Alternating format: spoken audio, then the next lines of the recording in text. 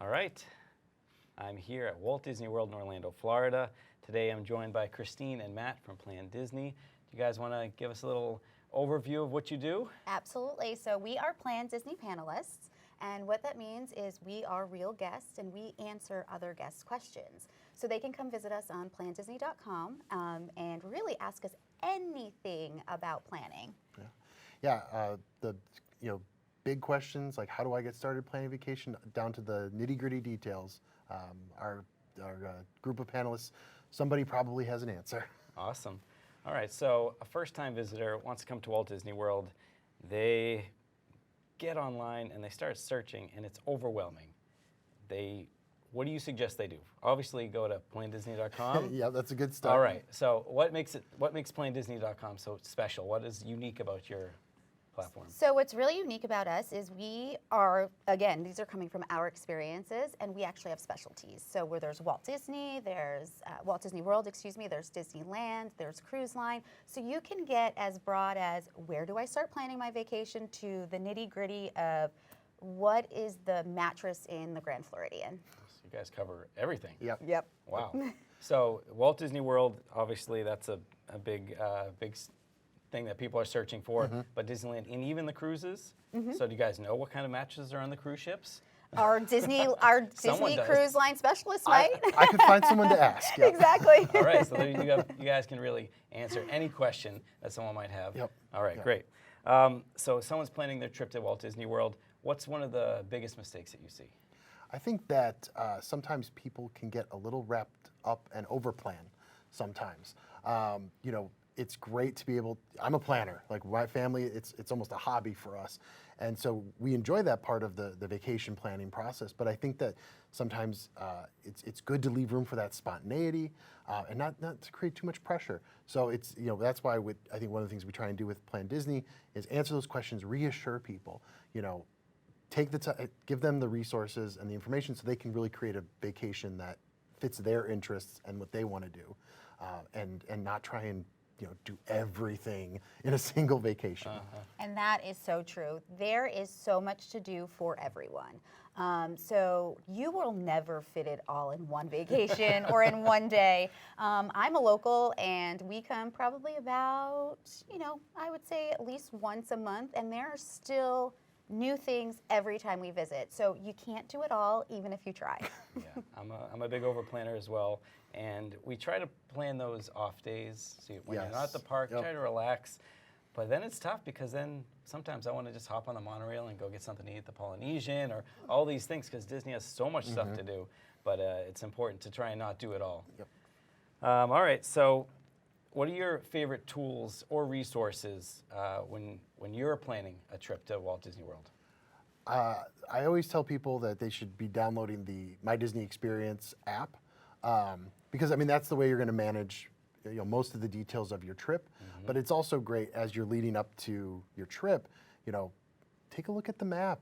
Check out what the wait times are for different attractions. And for people that aren't as familiar with Walt Disney World, you start to get a sense of the flow of the different parks and an overview of all the offerings.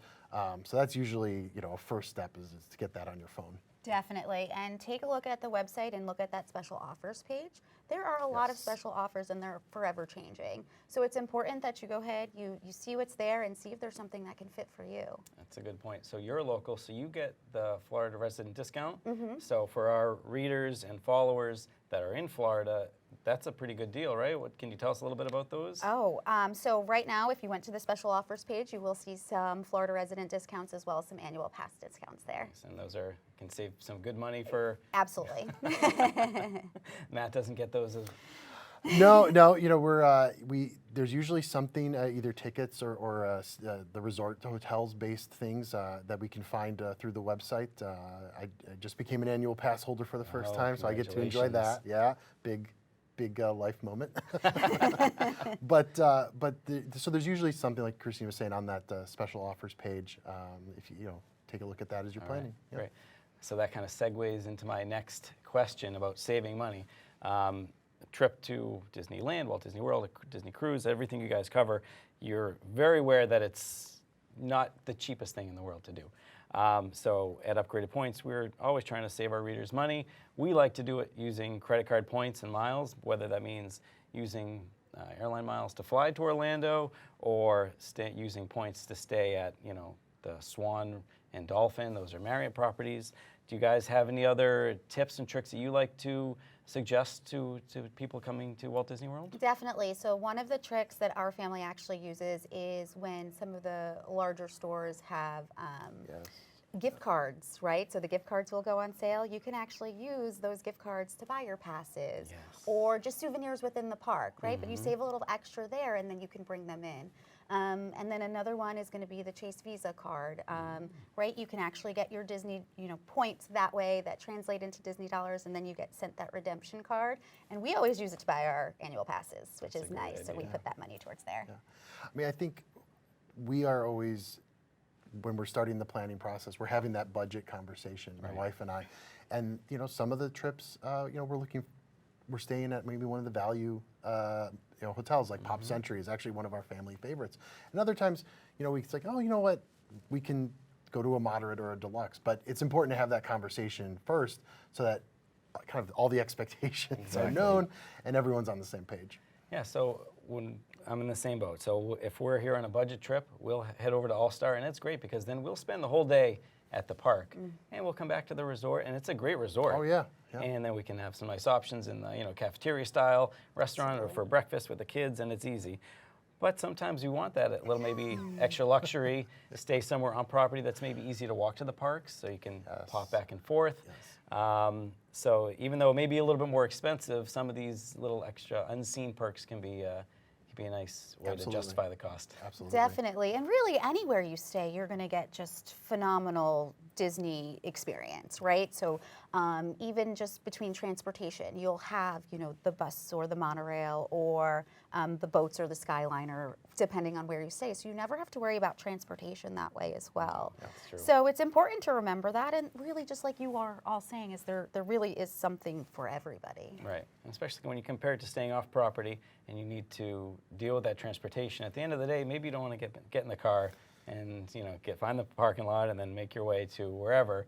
Being able to hop on the Skyliner or the monorail, that's a pretty nice perk. Oh yeah, not having to fold up a stroller is great at the end of the day. Getting on what's the little thing they take in the parking lot? What's that called? Oh, the tram. The tram, yeah. Yes. Oh my God, how many times? Because throughout the day we shove everything underneath the stroller, Yes. and when you go to Locker. fold that up after the fireworks, it's incredible Exactly. how full that thing can get. So we talked about saving money on tickets and hotels. What about food and beverage in the park? If you're spending the whole day at the park with family and kids, like snacks can add up. Yep. Do you have any tips that we can help readers save money? Absolutely. I think it's really important, for everyone to know that you actually can bring food into the parks. You can bring water bottles into the parks. There are refillable water bottle stations around each of the parks, which you can find on your My Disney Experience app as well. So the great way of saving money. I mean, one of the parts of our vacation planning is we always are looking at the dining plan. And we do the math on that and, kind of break it down by like the cost per person per day for us to get what we feel is like the good value from it. And I have a couple or three growing kids who definitely make the dining plan and a good value for us. We look at that number, it's like, oh yeah, we're gonna eat that much, just in like churros alone. I mean, that's part of, we always do the math. It's always part of the steps. We don't want to like make that assumption, but that dining plan is definitely part of a good way that we are able to budget our, food. That's a great tip.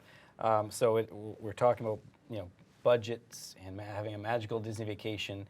If you had to create a trip right now for someone on planDisney, give me how would you make it the most budget-friendly trip? Let's say a 4-day trip to Walt Disney World. How would you set that up? So at first we would tell them to, one, look at their budget, right? See exactly what it is they want to spend. Have that conversation with their spouse. And then from there, then you can actually go on to the special offer page, see if there's anything within there, and then go ahead and start looking at your hotels. See what's important for you. Right. Just like you mentioned before, some people want to be on the monorail. Yeah. Some people want to be able to walk to Epcot. And then there's other people that are like, no, we love the animals, so put us at Animal Kingdom Lodge. Yeah. With using the app or using planDisney or just kind of like all the different media that's out there, I often will recommend to friends and family, like, take a look at the restaurants. If you see something that, a name or a photo that kind of like catches your attention, do a little research and look at the menu, see if it's something that you really want to do. And a lot of times you can kind of pick and choose which experiences you really want, whether that's dining or attractions and things like that. So it doesn't mean that if you're trying to make a kind of a budget-friendly trip, it doesn't mean you're like going bare bones about it, but you just be a little more targeted maybe in like which things you're choosing. Maybe it's not all table service dining on that trip, and but it doesn't have to be entirely quick service and snacks. Or maybe like Christine said, maybe pack some food, maybe bring some food with you. Absolutely. Have some sandwiches during the day and then have a nice dinner. Absolutely. That is later in the absolutely, that is something our family does often. yeah. We actually will eat like a very large breakfast in our room, and then I'll pack the kids snacks, and then we decide from there from dinner. Exactly. I mean, if you're on rides all day long, maybe just snacking in between is going to be enough, and then at the end of the day, you can really enjoy. Great. So for maximizing your budget, for people that maybe aren't focused on the food, maybe they want to focus on the rides, Genie Plus and Lightning Lanes, how can guests maximize these services without breaking the bank? Maybe Premier Pass isn't for everyone. Right. So, I mean, you have along with Premier Pass, you have the Lightning Lane Multi-Pass and then the single passes. And again, I think it's looking at what is it you want your vacation to look like. So with Multi-Pass, the best way to get the value out of that is making sure that once you use your first pass of the day, you're booking the next one. Staying on top of it, Staying on top of it. So oftentimes you'll see us like, we scan in, and as soon as we're to the part of the queue where we can stop for a second, but we're getting booking Remind us of the old Fast Pass days. But again, it's like if you're smart about it and you kind of do your research and look through the various attractions and which passes are available for which ones, you might not want to do all of those. Right. And so it's just about knowing what it is you're hoping to achieve on your vacation. That's exactly right. And just really knowing, in which park do I want to do more? Maybe that's the park you splurge in and do the multi-pass Lightning Lane. And then maybe you're like, my must-dos on this park are these two things. I have all the time in the world, right? Then you can go ahead and maybe skip it for that part. Right. Or just buy the single pass. Or for the single pass, absolutely. We were looking at Magic Kingdom last night, and it was about an hour and 20-minute wait, and the single pass line was $13, and we're like, that's worth it. We're just going to pay that one and then skip the line, and then we can enjoy the rest of the night without spending it in line. Yeah. And we didn't have to buy the whole multi-pass just for that. Yeah. So let's move on. Actually, let me ask you one question. On the other end of the budget spectrum, on this trip, we've seen a lot of people doing the VIP tours. Are you familiar with that? Is that something that could be worth it if the group is big enough? I know it's expensive, but is that a question that comes up a lot on planDisney? So we've definitely had VIP tour questions, and again, we're going to always bring it back to budget, right? Yeah. It's a different budget. It's definitely a different budget, and if that's within your budget and that's important for you, I say go for it, right? But ensure it's within your budget and it's something you want to do.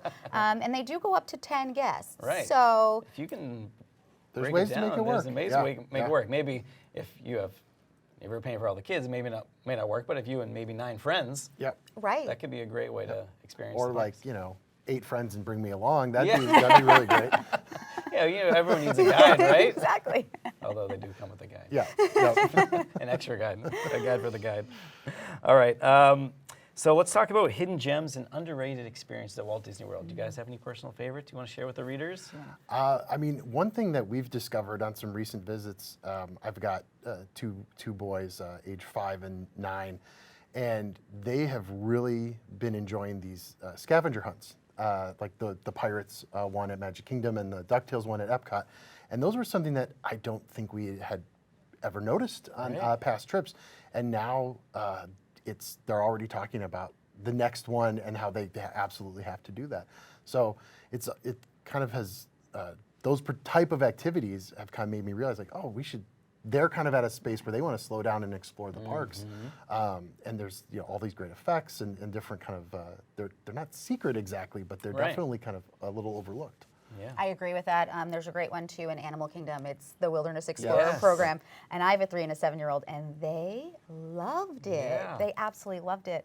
But another, I wouldn't say hidden, but definitely the cast members. The cast members are so knowledgeable on everything, right? Just ask questions and you find some of the coolest things. So we were doing the Wilderness Explorer program, and we were over at Rafiki's conservation area, and one of the cast members was telling us about the glass table, and the glass table was actually all crushed, broken glass from Disney, and they just remade it into a table, and I was like, this is the coolest thing. Some stuff, yeah. You So just some of those would hidden not gems. find anywhere else. Yep. Exactly. The cast members are really special. Definitely.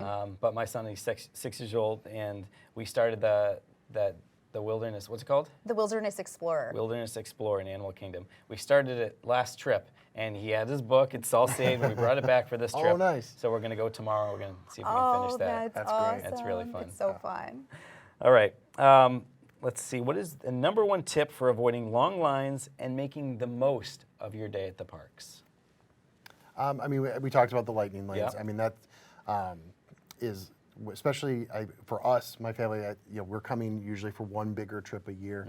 And so we do want to make sure we're getting the most out of our visit and limiting our time in line. So lightning lanes are a great way to do that. But it's also, like I mentioned, about kind of doing a little research ahead and looking at maybe what doesn't need a lightning lane. Right. There's certain things that we always love that don't require that, like the Enchanted Tiki Room, for instance. Or I did that yesterday for the first time. It was an experience. Oh, congratulations. But there's certain things like that that are just like staples for us on our vacation that don't need that, and so we like to mix those in, and it's a good way of not only like maximizing our time and the number of attractions that we get to enjoy, but also then stretching that the budget and things like that. And I would also say, like, have a little flexibility. Know the things you want to do, and maybe lightning lane those. But then if you have a little flexibility, you can go on the My Disney Experience app. You can look at those wait times, and you can be like, well, the Tiki Room, low wait, let's go do that while we're waiting for our time for the lightning lane. Perfect, yeah. So that's another way of doing it. I would say another way of just stretching out your time as well is if you're going to do dining, use your My Disney Experience app. If you're going to do mobile order, do the mobile order right from there. That's a great tip. And the reason is you can do it while you're waiting in line, and then you can say, I'm here, and then all of a sudden it's like, poof, my food is ready. We mobile ordered yesterday on the raft leaving Tom Sawyer Island. And then, our meal at Pecosville was ready. It was ready, just like that. That is magical. I did the same thing, except we were already sitting in the restaurant, and the line was too long, so we just sat down and ordered, and then said we were here, and it was like 2 minutes and it was ready. Exactly. We need to use this technology to our advantage, right? Exactly right. Yeah. That's exactly right. Awesome. Are there any special events or seasonal offerings that guests shouldn't miss or that you personally enjoy? Oh, okay. So I would say our family is just a holiday family in general. So we really, I mean, every time at Walt Disney World is magical, but then when you sprinkle a little bit of holiday in it and some Mickey pumpkins, right? So nice. it's so nice. So not so scary for an extra, ticket, an additional ticket price. It is just such a phenomenal event. And my daughter actually has a dairy allergy, so you can trick or treat throughout the park. But she can also trick or treat, and they give her tokens instead of candy that we will redeem dairy-free candy at the end. So it's like, Mom, I just trick or treated and got all of this. It really is you just. can't do that at home, right? No, exactly right. I mean, when I tell you it's a magical experience, it truly is magical. That's really nice. We're a little more beholden to the school calendar. Yeah. But when we do get the opportunity to come down during the holidays or the certain Epcot festivals like Flower and Garden or Festival of the Arts, I mean, those are just always such a added bonus, that to see the park in different decor and all the different theming, really adds like a magical spin on it. And I love that you brought up the festivals, because I think that's another thing. A lot of people don't realize that those festivals are included in your ticket price, right? So you can go to Flower and Garden right now and you can see all the beautiful topiaries, but there's no additional charge for that. So. And they have all those great food options as well, and that's a great way to try some things without ordering a full meal. Exactly. It's a great way to save money and try a bunch of different stuff. Absolutely. It sure is. Yeah. We'll be heading over there later today. Excited. So, nice segue. Guests, things that guests can do they may not realize that they can do. Maybe it's that holiday party, maybe it's the event, or maybe it's renting a pontoon boat or something. Are there any things around Disney World that you think are really cool that maybe most people may not realize is part of Disney World that they could do? Yeah, I think that when you choose your resort, you can look online and see most of the resorts have some sort of activity, maybe special to that resort or just in addition to. So, I think I've seen, at the Wilderness Campground, there's archery and horseback riding. So cool. A lot of the resorts have tie-dye t-shirt making. And so it's, looking ahead, movies, outdoor movies, things like that.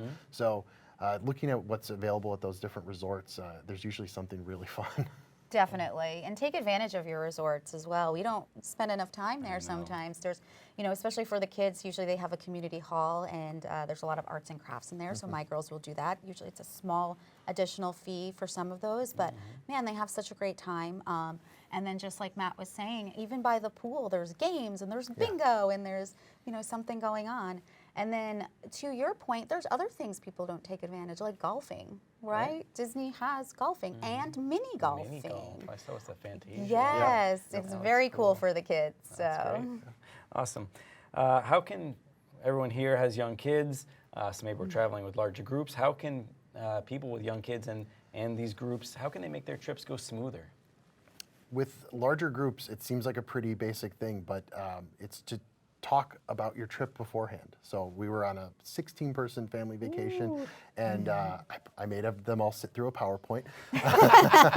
But it was really important that I didn't assume that everybody had all the same knowledge I did. That's true. But I wanted we wanted to set expectations and talk about what are the attractions that are important to people. What are some of the even just how do the people want to go about their day? Do we have was everybody on board with rope drop? Getting to the parks right at opening. Or were they going to skew maybe to later in the day towards closing? So it's just like opening up those lines of communication, talking about what everybody wants out of the trip, kind of putting it all out on the table. Great life advice there as well. Yeah, it's very true. And then also using your My Disney Experience app again, right? Because you can connect to your family and friends. So it's a great way of connecting to everybody to ensure kind of, okay, we have dinner reservations. This is what we're doing. If we're going to break apart as a large group, we can come back for these dining reservations. So that's another great way. It's nice with the photo pass when you're in these large groups, everyone can get their photos there at the parks and they split up and you're seeing all these photos pop in your app. It's really fun to see. Absolutely. And that is another, budget friendly thing as well. I tell everybody, make sure get that memory maker, right? You need one person in your party and up to 20 guests, 25 guests can, 20 family and friends can share that. So it's just really a great value. Yeah, I was here. Touching on your point of rope dropping, I was here with a large group of 15 people, and I just assumed everyone wanted to rope drop, and that was not the case. But we did have the memory maker, so that was we balanced it out there. There you go. That's awesome. All right, final question. You guys both with planDisney. Share some of your favorite requests that you've received over the years from guests. I love a question. Anything about Trader Sam's or the Polynesian. I'm always happy to answer those questions. But really, anything that where guests are looking for recommendations. I love a question where it's like, I have a 2-year-old, I have a 6-year-old. What rides maybe would they enjoy? Anytime where we kind of get to share maybe some of our preferences and our experiences like that, those are always really fun questions to answer. Yeah, definitely. I enjoy those questions, especially with the younger kids. What would my kids like to do? What would you bring your, those kinds of questions. And then, like I mentioned before, we've got some food intolerances in our family, so those questions I love because people are nervous, like, I have this allergy, I have that allergy, and I'm like, you are in the right place. They are going to take care of you, I promise. We do it. Awesome. Well, thank you so much. Really appreciate your time. Yeah, Thank you for having us.